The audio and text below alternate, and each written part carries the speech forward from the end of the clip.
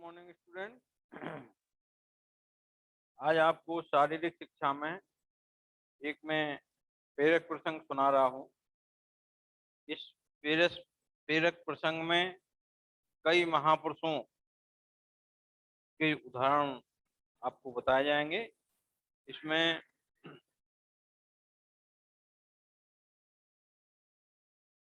इस प्रेरक प्रसंग का शीर्षक है त्याग। शिक्षा के दो महान उद्देश्य हैं। एक तो वह है जो बालक में त्याग के गुण को समाहित करें और दूसरे उसे जो सेवा की भावना सिखाएं। भोग से त्याग कहीं से है, त्याग से मन की परिशुद्धि होती है। त्याग का अर्थ है कि मनुष्य की सामर्थ्य में, ठीक है वो बता रहे हैं।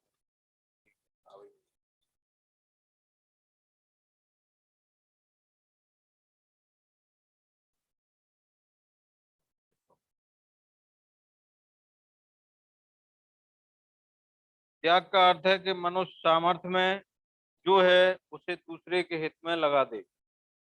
इंद्रियों को संतुष्ट करने वाले सुख एक हित छोड़ने ही पड़ते हैं।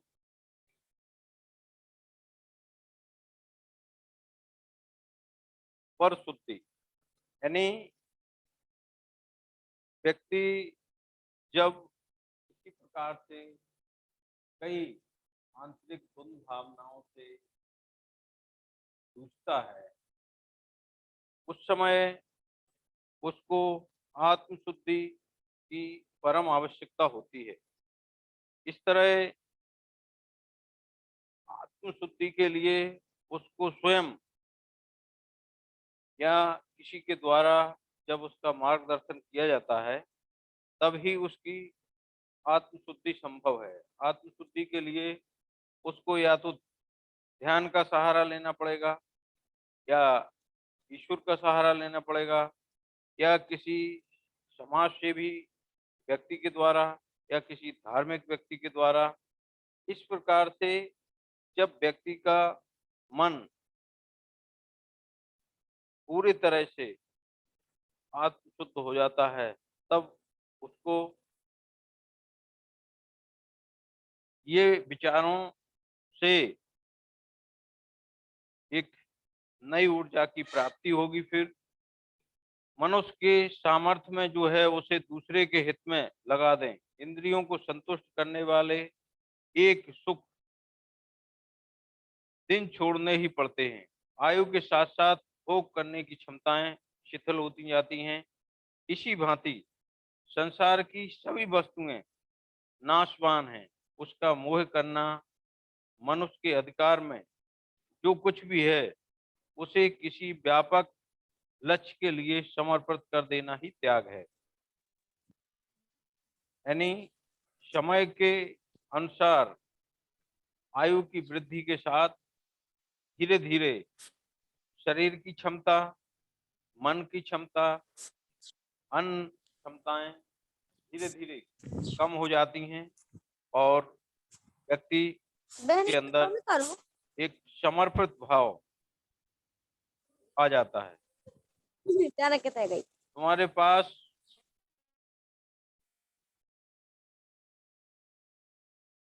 है वही नहीं, उसका तुम त्याग कैसे करोगे? यह तो त्याग का दिखावा होगा। त्याग नहीं, त्याग से ही आत्म संतुष्ट संभव है, संग्रह से नहीं। एक अत्यंत अधिक धनी सेठ हुए हैं। उनके पास बहुत धन धान था, वे दानी भी बहुत थे। एक दिन उनकी एक महात्मा से भेंट हुई। सेठ ने देखा कि महात्मा जी के पास सिवाय जीर्ण शीर्ण पहने हुए कपड़ों के अलावा अन्य कपड़े नहीं हैं। सेठ जी ने उन्हें कुछ कपड़े देना चाहा। महात्मा जी ने कहा, मैं तो अपने पास बस उतनी ही चीजें रखता हूँ जिसके अभाव में मेरा काम नहीं चल सकता। अभी तो मेरे कपड़े चल रहे हैं, मैं और कपड़ों का बोझ नहीं बांध सकता। अब ये कपड़े नहीं रहेंगे तब ईश्वर उनका भी इंतजाम कर लेंगे। सेठ जी ने फिर भी प्रार्थना की कि महाराज ये कपड़े रख लीजिए, आपके पास तो बहुत लोग आते रहते हैं, किसी जरूरतमंद को दे दीजिएगा। महात्मा ने उत्तर दिया, ये तो कोई बुद्धिमानी की बात ना हुई। पहले अपनी आवश्यकता से अधिक चीजें इकट्ठा करो और फिर उसे दान करो। सेठ जी की आंखें भर आईं। उसने कहा, महाराज आप ठीक कहते हैं, ईश्वर सबको देता है। आप सचमुच महान त्यागी हैं, आपका जीवन धन्य है। महात्मा ने कहा, नहीं सेठ जी, मुझसे ज्यादा त्यागी तो तुम हो। मैंने तो सिर्फ संसारिक और नाशवान वस्तुओं को त्यागा है, लेकिन तुमने तो उन चीजों को त्याग दिया है जो अलौकिक, चिरशाश्वत तथा अविनाशी हैं, जिनका कोई मूल्य नहीं है, जो सर्वदा दुर्लभ है। सच ही तुम मेरे से कहीं बड़े त्यागी हो। इस भेद भरी बात को सुन सेठ जी की आंखें खुल गईं और उनका जीवन भी बदल गया। उसे आज पता लगा कि वह तो कंकर पत्थर इकट्ठे कर रहा था और उस संग्रह के दौरान हीरे मोती उससे छूटते जा रहे हैं। यह भी ध्यान रखना चाहिए कि त्याग करते समय उससे कोई लाभ उठाने की इच्छा न हो, अन्यथा त्याग निष्फल हो जाता है। कभी कभी जब हम कोई त्याग, दान करते हैं तो मन में एक जिज्ञासा होती है, सभी के तो नहीं लेकिन कुछ लोगों की जिज्ञासा जरूर होती है कि हमने ये इतना दान पुण्य किया, बदले में मुझे क्या मिला, मुझे भी कुछ मिलना चाहिए।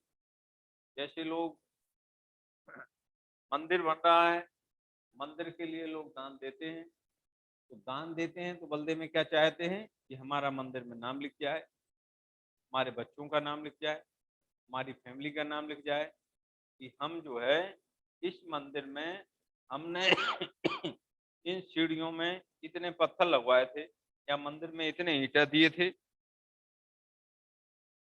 और कभी कभी अन्य जगह पे भी जब हम दान करते हैं तो उसका भी प्रतिफल चाहते हैं और तत्काल चाहते हैं कि मैंने ऐसा किया। जब कोई कहता है कि भैया ऐसा कर दो, ये सड़क बन रही है, ये स्कूल बन रहा है, ये धर्मशाला बन रही है, मंदिर बन रहा है, इसमें आपका क्या सहयोग रहेगा, तो कहते हैं सहयोग तो कर देंगे, लेकिन सहयोग करने के बाद मुझे बदले में क्या प्राप्त होगा, मुझे कुछ मिलेगा कि नहीं। हाँ, कुछ लोग होते हैं ऐसे बिरले कि जो कुछ भी दान करते हैं वो बदले में कुछ नहीं चाहते। जैसे कि आप लोगों ने ये भी सुना होगा कि जब कई व्यक्ति ऐसे भी होते हैं जो गुप्त दान करते हैं।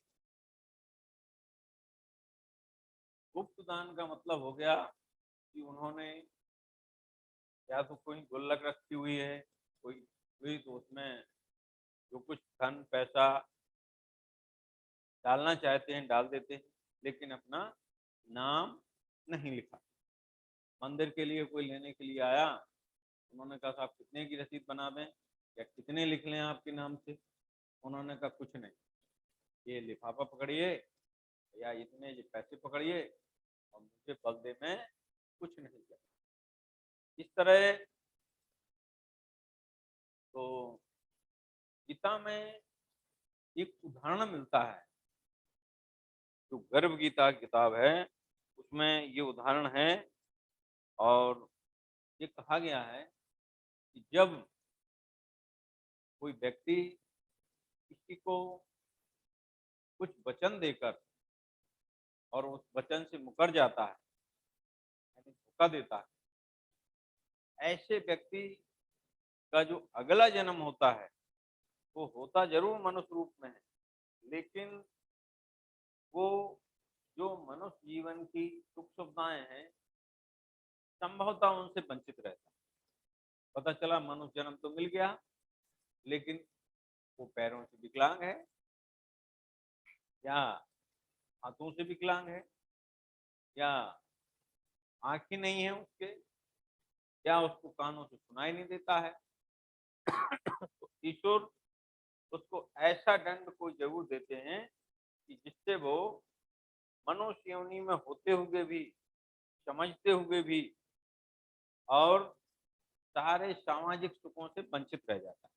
कि जब पैर नहीं होंगे व्यक्ति के, कहीं आना जाना होगा, एक सहारा होगा उसको। और अगर कोई चीजें देखने की अच्छी हैं, जब देखने की बारी आई तो कहना ही नहीं, तो क्या देखेगा, हैं? और अगर कोई अच्छी चर्चा चल रही है, सत्संग हो रहा है, और सुनने की बारी आई और कान नहीं है, तो क्या सुने। इस तरह से व्यक्ति, जब उसे ये अनुभव होता है कि मेरा जीवन व्यर्थ है, और हमारे साथ के लड़के लड़कियों की, लड़की के रूप में हो या लड़के के रूप में हो, जब उसे लगता है कि हमारे साथ के बच्चे बड़े हो गए, उनकी शादी होने लगी, घर बसने लगा, और मैं, क्योंकि मेरे शरीर में ये कमियां हैं, इसलिए मैं इन सब चीज़ों से वंचित हूँ, तो वो धीरे धीरे घुटने लगता है। इस मनुष्य जीवन से तो अच्छा है कि मुझे मृत्यु मिल जाए।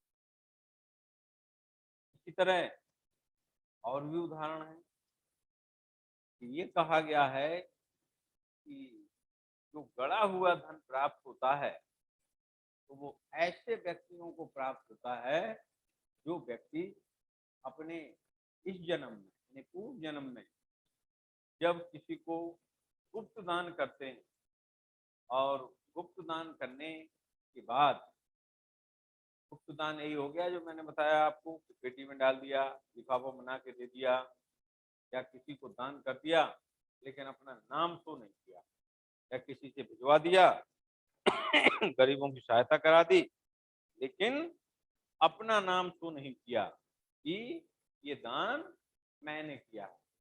ऐसे व्यक्तियों को निश्चित ही अगले जन्म में ईश्वर के द्वारा गड़ा हुआ धन प्राप्त होता है।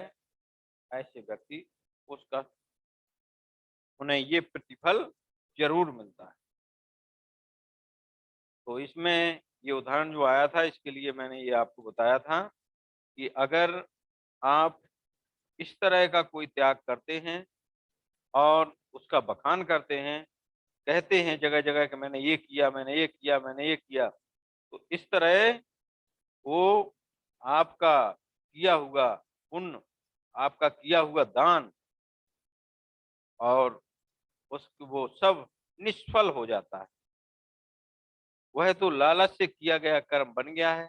जैसा कि एक उस सेठ के साथ हुआ, जिसका धन ज्यों-ज्यों बढ़ता जाता था, त्यों-त्यों उसके धन के लिए लालसा और भी बढ़ती जाती थी। वह कंजूस भी बहुत था। दान करने या किसी की मदद करने में उसे विश्वास नहीं था। एक दिन उसके यहाँ एक साधु आया। उसने कहा, एक पैसा दान करोगे तो मोहर मिलेगी। सेठ जी को भी जाने क्या सूझा, एक पैसा उनकी झोली में डाल दिया। लेकिन सुखद आश्चर्य कि शाम को सचमुच ही उसे एक मोहर प्राप्त हुई। वह तो खुशी से उछलने लगा। उसे साधु की बात याद आई और पछताने लगा। कस उसने मोहर दान दी होती तो कितना लाभ मिलता।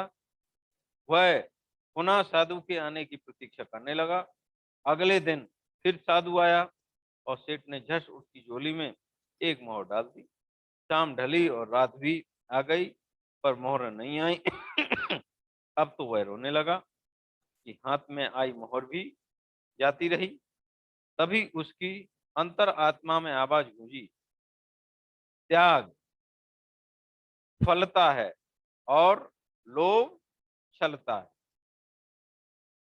यानी जब त्याग करोगे तो उसका अच्छा प्रतिफल मिलेगा, और लोभ करोगे तो आपके साथ भी छल होगा।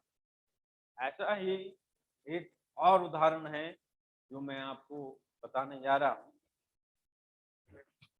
इस तरह के उदाहरण जो है समाज में प्रचलित हैं।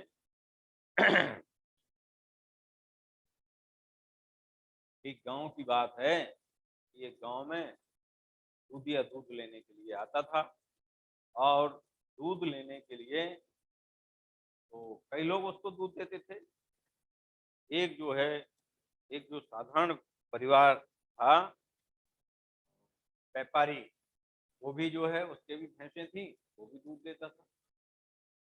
दूध देने के लिए 2-3 दिन से उसकी एक लड़की थी जो 13-14 साल की थी। एक दिन उससे कहा कि बेटा हो, ये दूधिया को नपवाया हो, क्योंकि वो घर पे ही लेने आता था। तो लड़की दूध नपवाने के लिए गई। उसके मन में एक विचार आया, क्यों ना इस दूध में एक 1 लीटर या 1 किलो पानी मिला दिया जाए। तो उसने दूसरे दिन यही प्रयोग किया। तो उसने उस दूध में, जो दूध घर का बेचा जाता था, उसमें उसने 1 लीटर पानी मिला दिया। दूधिया कुछ समझ नहीं पाया और दूध ले लिया। तो दूधिया जब महीने पे हिसाब करने के लिए आता, तो जो दूध घर वाले बेचते थे उसका धन वो ले लेते, और 1 लीटर जो बेटी पानी मिलाती थी उसका धन वो ले लेती थी। धीरे धीरे उसके पास जब काफी धन इकट्ठा हो गया, तो उसने सोचा कि धन का क्या किया जाए। तो उस समय महिलाओं में पहनाने के लिए एक नाक में नथ का प्रचलन था, नथ पहनने का प्रचलन था। तो उसने जो है सोचा, क्यों ना हम इस पैसे से, इस धन से नथ बनवा। तो उस समय गांव में जो सोने चांदी के आभूषण बनाते थे, सोनी, वो भी आते थे। तो एक दिन सोनी, तमाम लोगों ने अपने अपने आभूषण कर दिया। तो उस लड़की ने भी अपना अलग से ऑर्डर दिया कि हमको एक नथ बना दी जाए। तो जब उसने बनाने के लिए ऑर्डर, नथ जो है, माँ ने कहा कि पैसा कहाँ से दोगी। तो उसने बताया मेरे पास पैसा है, दे दूंगी। तो उसने कहा ठीक है। तो उसने बनवा ली, और नथ बनवा ली। तो बड़ी प्रसन्न मुद्रा में रहने लगी कि अभी उसकी जो जो सहेलियां होती थी, उनके पास किसी के पास नथ नहीं थी, और उसके पास किसी का।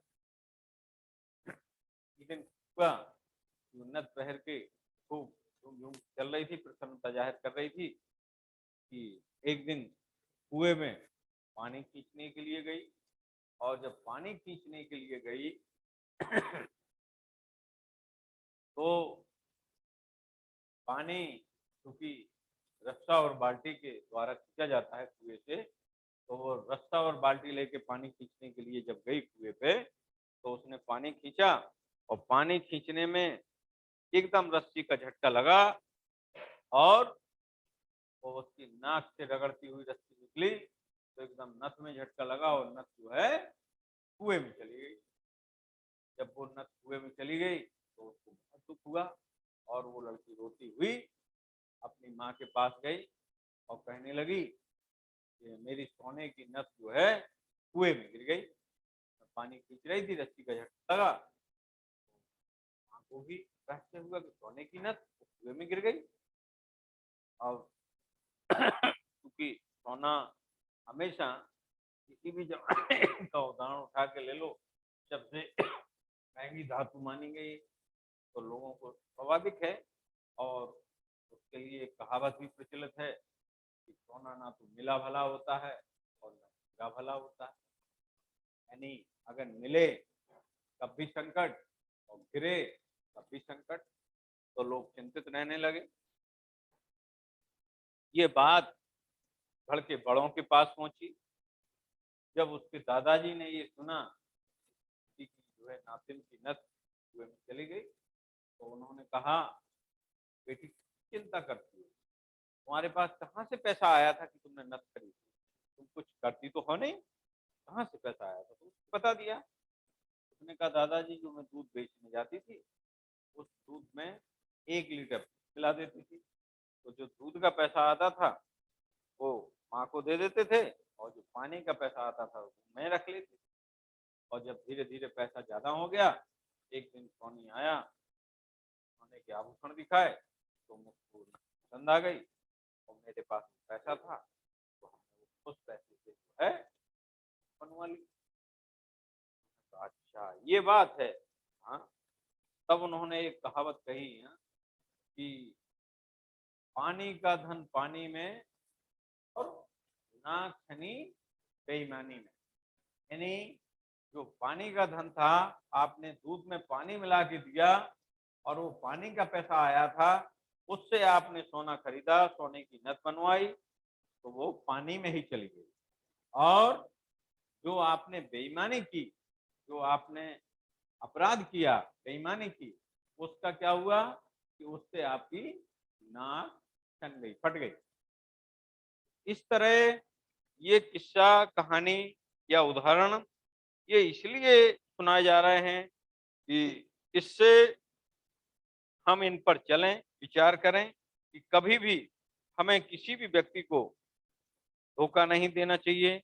हमें कभी भी किसी व्यक्ति के साथ बिना उसके दोष भावना नहीं रखना चाहिए और कभी भी अपने प्रति ये हमेशा निश्चित रहें कि कोई देखे चाहे न देखे, किसी भी काम को ईश्वर सर्वव्यापी है, किसी न किसी रूप में वो हमको जरूर देखता है। जब हम कोई भी अपराध करते हैं या कोई भी अपराध बोध हो जाता है, तो उस अपराध के लिए हम थोड़ी देर के लिए करने के बाद भी विचलित हो जाते हैं। क्यों विचलित हो जाते हैं? कि अगर किसी ने देख लिया तो क्या होगा, अगर किसी ने सुन लिया तो क्या होगा, और ये हमारे घर वालों को पता चलेगा तो क्या होगा, अरे हमारे मित्रों को पता चलेगा तो क्या होगा, हैं? जो जानते हैं कि अच्छा है, वो पता चला कि वो चोरी पकड़ा गया। तो इस तरह के अपराध बोध का उसे ये लगता है और ये वो ईश्वर से प्रार्थना करता है कि हे,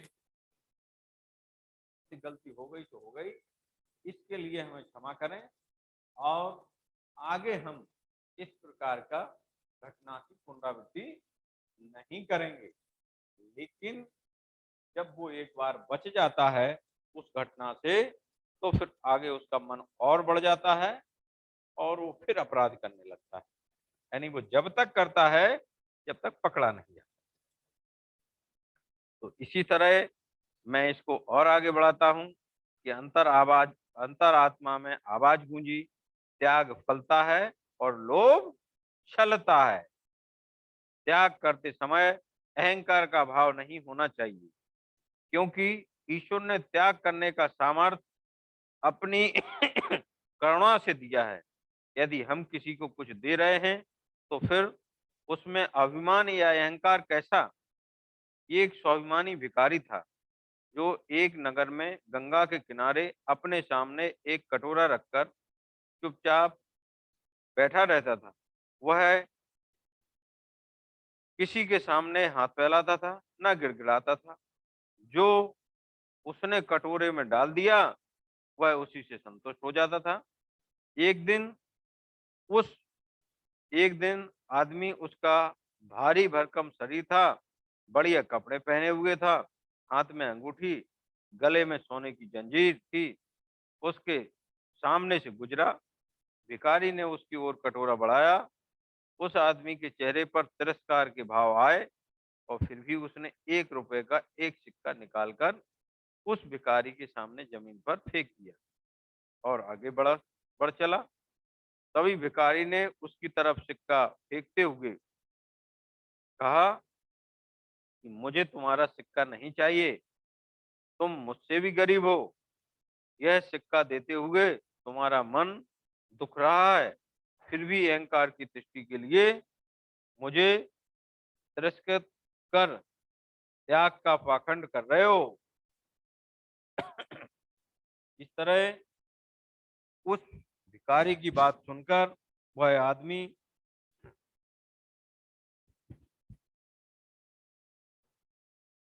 क्षण भर के लिए हस्तप्रय रह गया और उसे अपने मस्तिष्क में कहीं पड़ी हुई यह बात याद आ गई कि जिस दान या त्याग के साथ दान देने वाला अपने अभिमान को नहीं देता, वह त्याग व्यर्थ है। ऐसा दानदाता तो असीम संपत्ति होते हुए भी कंगाल है। वह दाता नहीं, याचक है। अपने अहम की संतुष्टि मांग रहा है। तो इस कहानी से हमें क्या शिक्षा मिलती है? ये एक त्याग के ऊपर एक कहानी थी, जो प्रेरक प्रसंग के रूप में हमने आपको सुनाई। साथ में कुछ उदाहरण भी दिए।